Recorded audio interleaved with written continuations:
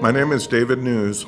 I grew up in Lexington, Kentucky. My mom was a nurse, single mom. She worked a lot of weekends, but she always made sure that there was someone available who could pick me up and take me to church. But it wasn't really until probably the end of junior high that I took much interest in it. I got into progressively more and more trouble as a young person, mainly because I was alone a lot. My mom felt bad about that. I think she tried to find people to watch me that she felt that I would enjoy.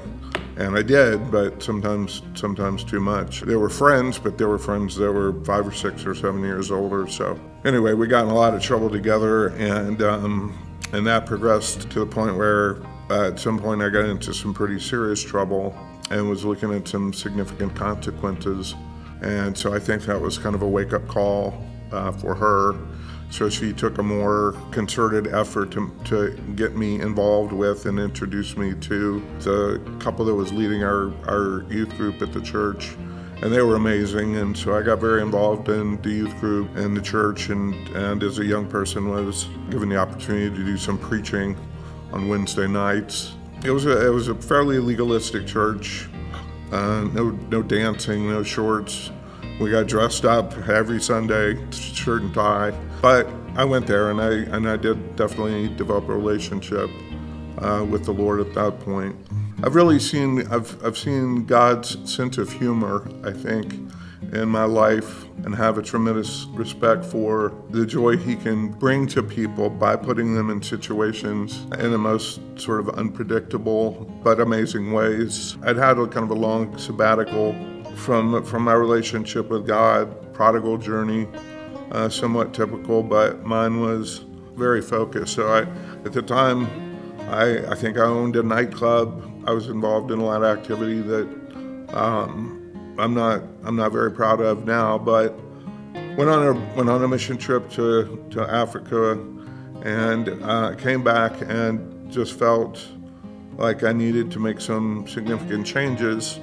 Was visiting some friends that attended a different church than I did, and there happened to be a little snippet in the church bulletin about volunteer opportunities in ministry in juvenile hall. One of my friends that was sitting next to me gave me the jab and said that, that was something that maybe I would have some interest in. They were kind of aware of my background. I gave that some thought. At that point, I had tried a couple of other things, including doing some youth ministry at the church I was going to, and that was a disaster. I was asked to lead a small group of middle school boys, and it was just it was it was a big challenge. I couldn't get the boys to stay in the room for more than a few minutes, and I think at one point we caught part of the church on fire. At another point, we flooded part of the church. So I definitely had thought that was not an area, youth ministry, that I was going to thrive in. But God is good, and God gave me an opportunity to revisit that with incarcerated youth and foster youth. So I've had the blessing of being able to get involved in both of those areas, and have been doing that for about 17 or 18 years.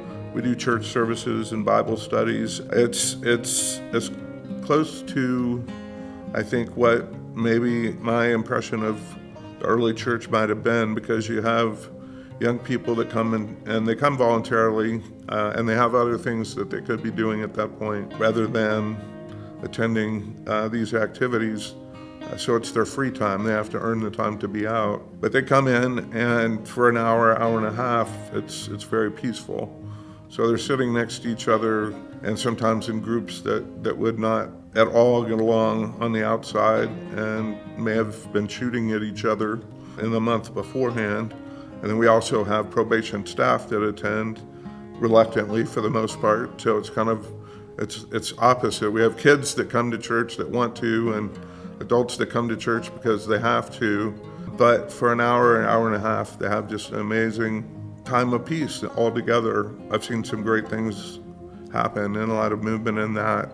If somebody had told me when I was younger that I would have been in ministry of any type at all, I don't know that I would have necessarily accepted that as being a real possibility, but absolutely would have ruled out the possibility of going into any sort of correctional facilities, voluntarily at least, to do ministry. And so God is good.